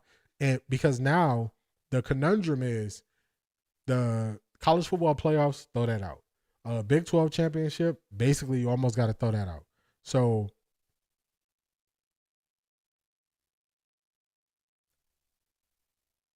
it's close. That's why I say I give him one more game. I give him one more game to shake out of it. I want him to shake out of it. But if he can't shake out of it, you got to make that hard decision to go with Juju. No, okay, I read that one. Not at all. The QB needs to be confident. I'm rooting for K. Salter because this is his last year. I'm praying for him. Yeah, it's tough for him because this is his last year. He can't just go to another, school next year. So those are reasons why I would be encouraged. Like, hey, when you get slighted or when something happens to you that you believe was a slight, use that as energy and fire to go to the next level, to show them, man, y'all thought it was sweet. I'm that guy. Show them that you're that guy. Don't use that as a reason to curl up in the corner. Show them that you're that guy. Show them that you have the resolve. Show them that you are the guy that they gave $500,000+ to come here, and you're that guy. You're the same guy that they believed in the offseason. You're that guy. Show them. So use it as fuel. And it's happening all across sports. So that ties back into the Browns. We got to see if Dillon Gabriel is that guy. We got to see if the pressure cooker is going to get to him, as Edric said. We got to see if he has the confidence after he doesn't have a good game. We got to see. One thing we know, Shedeur's confidence is not rattled. Shedeur's confidence is not rattled. They were below 500 when Shedeur was there. Harris Room Sports, that is true. They're below 500. But I'll say this. What were they the last 17 years before Shedeur, Coach Prime, Travis, and that Louis luggage got there? That's a question to you, my friend. What were they the last 17 years before they got there?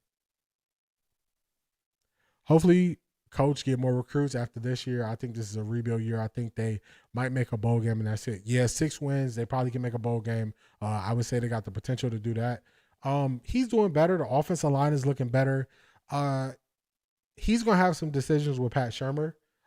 We were kind of speaking about that before, Beast. That's where his decisions are. He's also going to have some decisions with his defensive coordinator, why teams can just run the ball on them this way. They need to watch the NFL. They need to go to cover one. That's what they need to do. You got the skill players on the outside at DB. I love their safeties, number 7 and 23, Stoudemire. I love their safeties. There's no way you tell me you can't bring 7 down in the box. Number 7 down in the box with the linebackers, run a cover one, leave guys in man on the outside when teams try to beat you running the ball. First down, we would be cover one. There's no way I'm letting BYU beat me with a quarterback who's number 47, who is a true freshman. So the defensive coordinator, they got some people they got to look at. One issue with K. Salter was taking, let me read your message, Marie. One issue was K. Salter was taking big at the Big 12 media, talking big at the Big 12 media conference. He's not like Shedeur as if he was better. I didn't like the slight. That's why you got to watch your mouth about other players. This is true. This is true.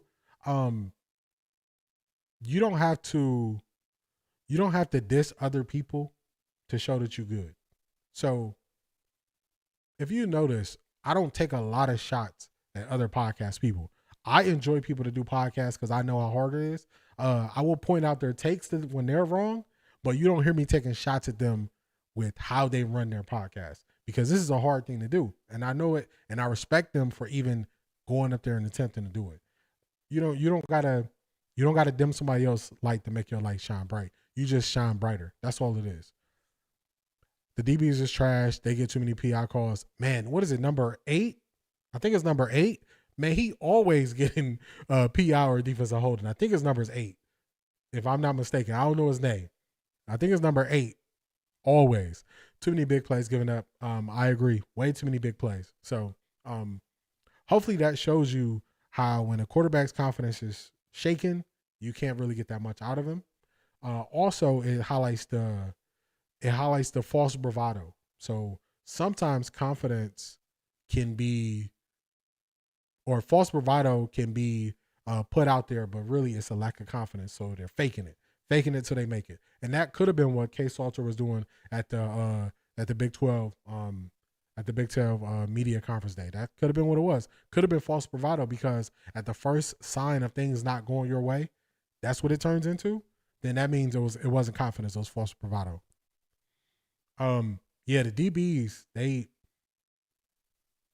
got to do something. But do you want the DBs giving up plays, or you want teams running for 300 against you? I'd rather the DBs give up 15 yards or, the holding penalties than teams come in and just run for 300 plus yards, because these teams don't want to throw the ball. Your quarterback number is 47. He don't want to throw the ball. Let's just keep it. He don't want to. Oh yeah, that's DJ McKinney, projected to be a high draft pick, but not playing like it. Yeah, man, it's so bad. Like everyone, they be calling on him. I need someone from the Browns locker room to speak out. I think that's why this change happened. We saw it. We saw the frustration. They're not gonna come out and just call out the coach, but they're going to show their frustration with it. So that's what they're going to do. Yeah, he can have the physical tools, but he definitely has to get the mental side down to not make all these mistakes, making too many mistakes. But that was our TED Talk about Colorado. Glad we were able to come together for that therapy session and get it all out. We're going to see what they do this week. Let's get back to these third downs we got going on over here. This is a 3rd and long for the Cleveland Browns, and they're in some form of zone. We're going to wait to see after they snap the ball to see what zone it is.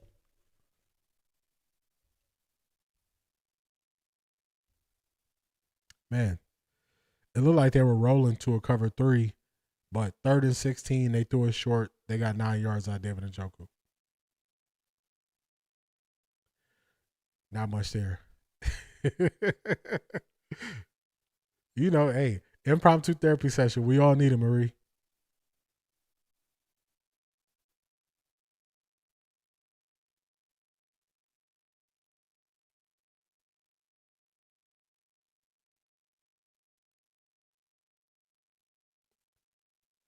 Again, what did we learn? We learned about cover 1, how these teams don't hide the fact that they're running cover 1. This was a losing rep from the beginning. Let me check this out. This was a 3rd and 9 at the 44. So 3rd and 9 at the 44. And before this happens, I'm going to tell y'all why this is a losing rep. This is a losing rep because you need to get your tackles out. And what's the thing you taking away?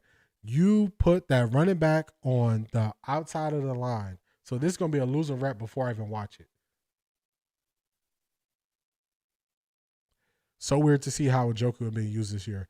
Yes, they are using Njoku to chip so often he can't get into anything. He can't get into anything.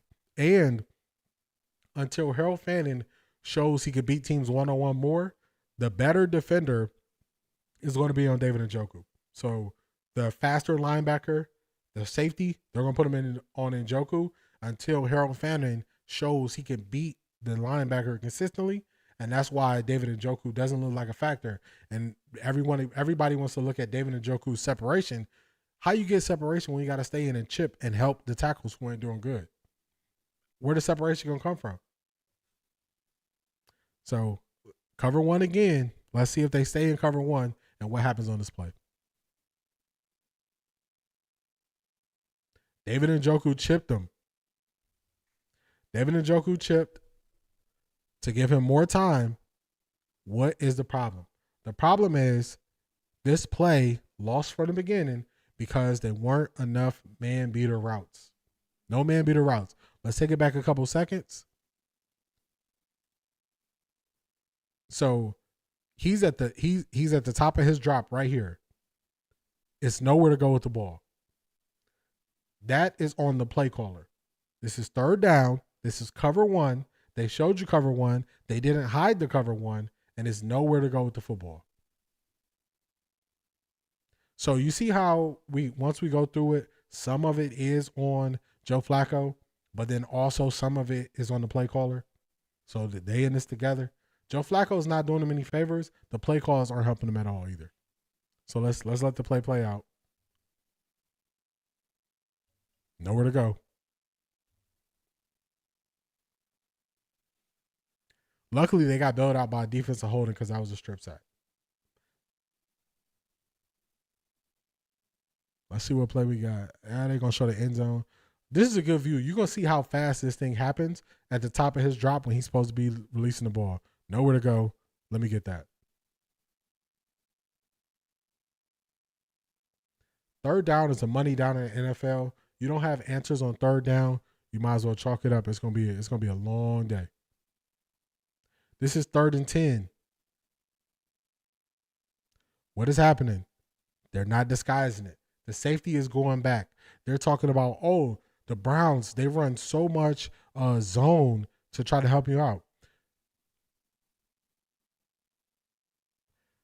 From those clips they've shared for practice recently, all they do is hit checkdowns. It's a fact. It's a fact. And it's because they can't read what's happening. So this sending Jerome Ford out there and have him run it back in, it creates no chaos. No chaos at all.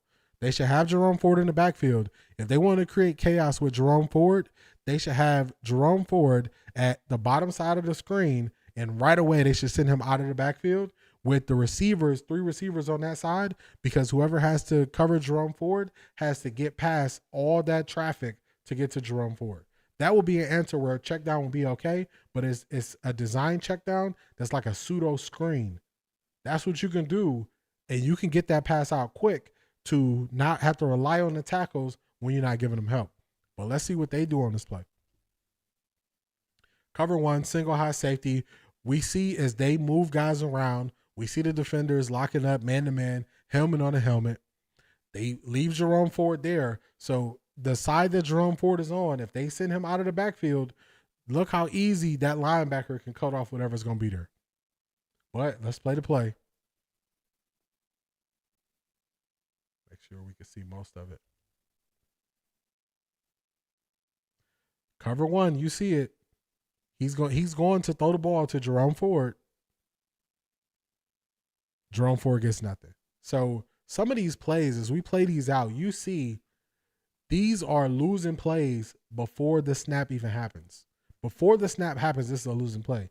Kevin Stefanski still hasn't figured out what to do with the running back on plays where they got to have it and they're clearly showing you cover one. To me, they're saying, I'm better than you. I don't even have to disguise my defense. That's what they're doing. We got another one. This is, I believe, a run play. This is 3rd and 3. This is a run play. Harold Fannin making a great block. When you see this from the other angle, from the end zone angle, Harold Fannin is really good in the run game. Him coming back across the line, making a block. You're going to see him come in a pseudo motion, and he's going to block down right there. Took that guy right out the play. So Harold Fannin is great in the run game, way better than I expected him to be. What we got next? 3rd and 7. All right, so far, before the play, again, it looks like man-to-man again. We got Jerome Ford there in the pistol for some reason. Let's see what they do.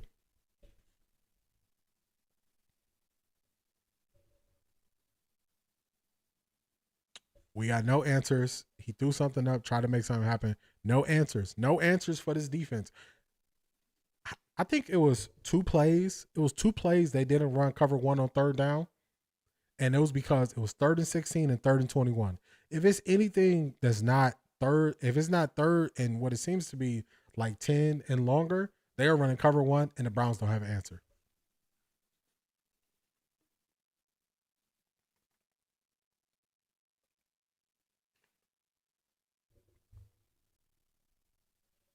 So it's funny you say that, Marie. I really have been trying to find answers to what is happening with these coaches in their play calls. And what I'm learning is not that many different systems. That's the base of what you do. And they say, oh, Pat Shurmur and Kevin Stefanski run similar plays. But to me, the basis of what the systems they run is they're not running it how the system was designed. So you hear West Coast a lot. The West Coast system was created by Bill Walsh, and that was designed to throw the ball very quick. Someone mentioned this offense is built for Dillon Gabriel. It better work for him then. It better work for him. So everybody say, oh, they're running West Coast. West Coast is designed for the quarterback to have quick reads and get the ball out very quick to take advantage of the defense not being ready or guys running away from linebackers. You don't see that in Colorado. You don't see that in Cleveland. Then you say, okay, everybody says, oh man, they coming from the Gary Kubiak tree. You're like, okay, let's look at that. What's the basis of the Gary Kubiak offense? The basis of the Gary Kubiak offense is outside run or outside zone, inside zone. Now the Browns they had some running plays where they ran inside zone and split zone in this game, which were some of their better runs. So that's from the Gary Kubiak tree. I rarely see Colorado running zone plays, and zone plays give the running back 4 options of where they can go. I don't see that happening that much in Colorado, where you're like, okay, everybody's blocking to the right. You can cut all the way back to the left, and then you can just pick a gap to run through. I don't see that happening as much. So I wouldn't say Pat Shurmur is running even the Gary Kubiak offense. Then you say, okay, Pat Shurmur is running a lot of wide receiver screens, bubble screens, and trying to replace the run game. But the problem is the run game has success this year. So to me, they're both facing the conundrum of not really. Pat Shurmur gets there a little bit faster than Stefanski, where they identify what the defense is doing. So it's some times where I've seen Pat Shurmur call the right play to beat the coverage, and they're running cover 2. You run a cover 2 beater, and Salter doesn't feel confident to make the throw. So that's some of it. But they both their offense bogs down after 2 drives, both of them. The second quarter for Colorado is a struggle. It's a struggle. It's been a struggle. Same way with the Browns. The Browns get out of that script. Once that script is over, it's a struggle. So we're gonna see if they can make the adjustments. If I had an ideal world, by the time Shedeur is the starter in Cleveland, I would want a different play caller. In the ideal world, that's what I would want. I would want somebody more creative, and I would want somebody who got to what is working faster. It takes Kevin Stefanski too long to get there.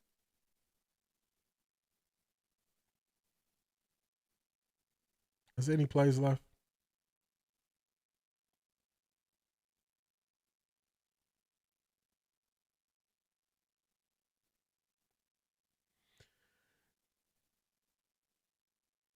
Harris, this is the play you were talking about where it was 3rd and 16 and they ran the out route to Isaiah Bond when he should have been looking for Jerry Jeudy here.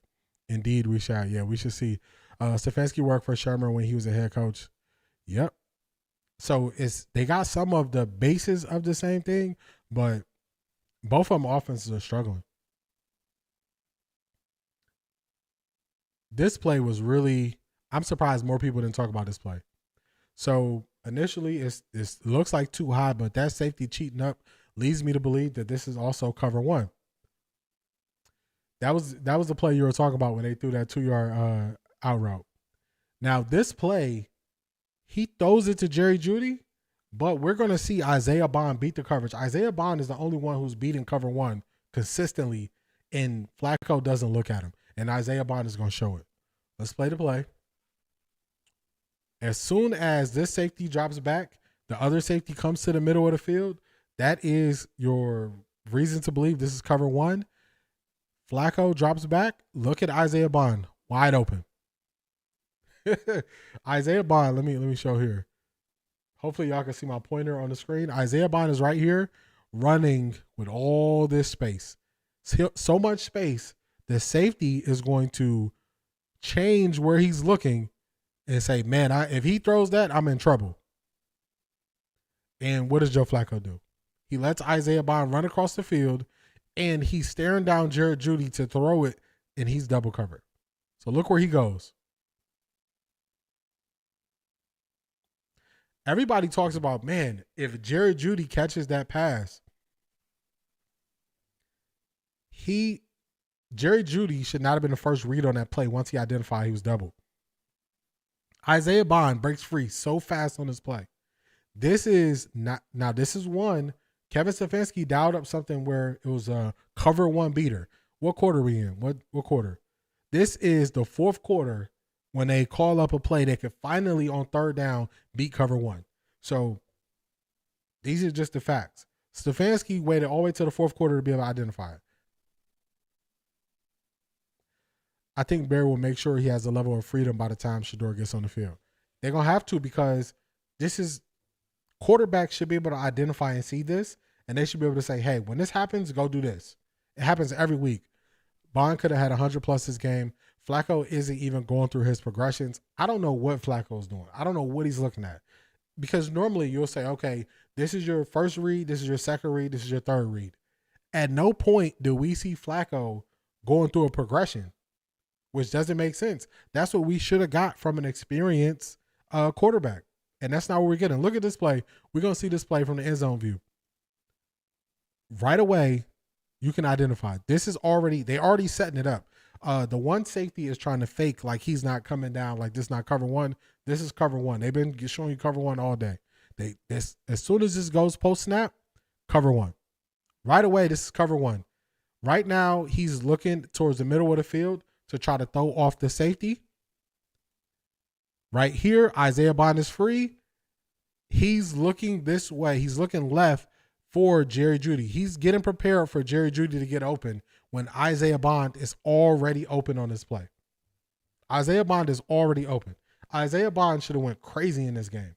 This is a Joe Flacco thing. What progression do you stare down the safety, which that's holding the safety? I'm cool with that.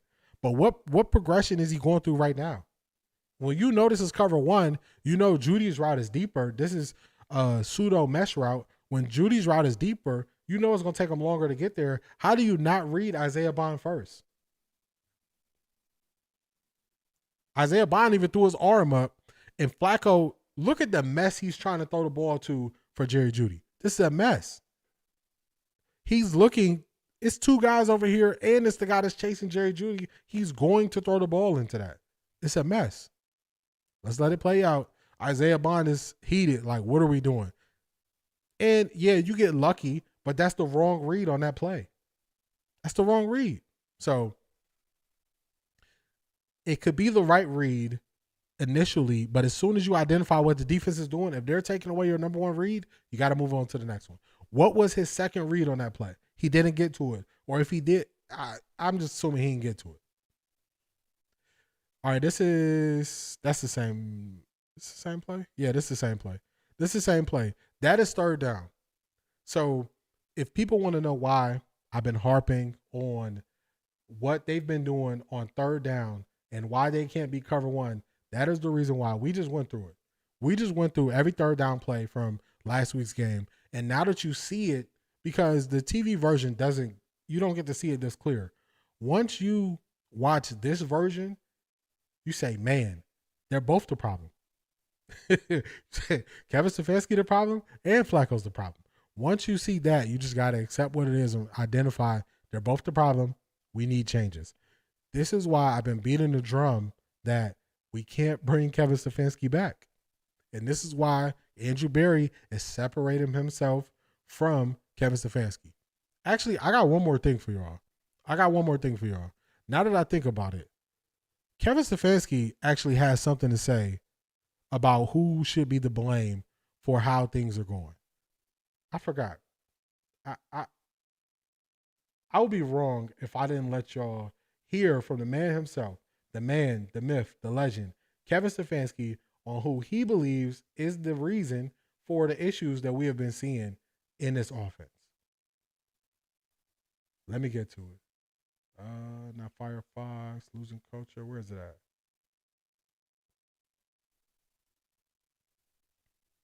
Let me click on it.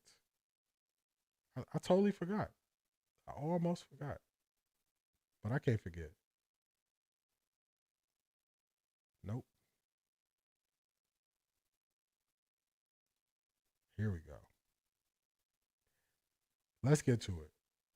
If y'all want to know who we need to blame for what's been going on in Cleveland, I think I found the answer. And I had to dig hard. I had to look a lot of places. And I went through and I said, you know what? I need answers. And I found some answers. And now I know exactly who to blame. This is who to blame for the problems, y'all. I found it. This is who we going to blame. Let's get the sound on. Let's make sure y'all can hear. Let's see who we should blame for the problems in Cleveland. We didn't coach our best when it mattered. I need to do a better job. It's my responsibility to get it fixed. It's my responsibility. Out-coached now. They out-coached us in every phase. We didn't do a good enough job as coaches. We're just not doing a good enough job, and that starts with me. That's coaching. That's on me, bottom line. Yeah, again, that's coaching. Put that right on me. We just have to be better. That's on me. Many sacks is that's on me. It's all of us, me. That's on me because everything that happens on that field is my responsibility. Everything. I need to own a large part of that, and that falls squarely on me. Again, nobody's fault but my own. I didn't put our guys in position to succeed. It's coaches. It's all of us. We have to be better. It is 100% me. I got to put the guys in position. Ultimately, I got to give him better stuff, and ultimately that's on me. And I got to give those guys better plays. Really, that's my responsibility. We got to look at the plan that we gave the guys. We have to coach better. Again, I look inward and wonder what I can do better. Very frustrating. That's the frustrating. It's really frustrating. It's frustrating. Frustrating. It's frustrating. Frustrated. Frustrated. Very, very frustrating. Really frustrating. Frustrated. I think I found out who we need to blame for this, y'all. I think this whole time we weren't blaming the right person. It's on Kevin Stefanski. Those are his words. He said it's on him. He said he needs to coach better. He says he needs to do better. He needs to call plays better. It's all on him. So when it doesn't work, where are we going to point our fingers first? We're going to point our fingers at Kevin Stefanski. For once, no loss detected. So now, if you are curious, if you wonder why I always blame Kevin Stefanski, it's because even he blames Kevin Stefanski.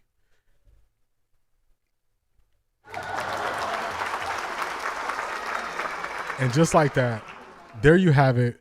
Another great episode. Shout out to y'all for being here. Shout out to y'all for going through this therapy session with me about the Colorado Buffs. Shout out to y'all for letting me show you that everybody is finally catching up to see Kevin Stefanski's the issue. Andrew Berry's been bad for a while. We're going to finally get to see what Dillon Gabriel is. And eventually, 12 will be the quarterback. We have all the answers we need going forward.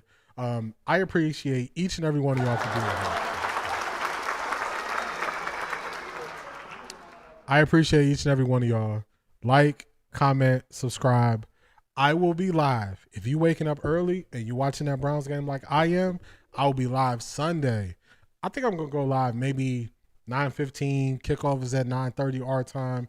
I'll be live for the game. So we're going to see how Dillon Gabriel does. We're going to see if the IBM processor himself, if he processes the defense like they say, if he's been putting in the work like Kevin Stefanski said, if he's ready for the challenge, if he's been going through and getting better every day, finding a rhythm so he knows what he has to do when it's his time to start.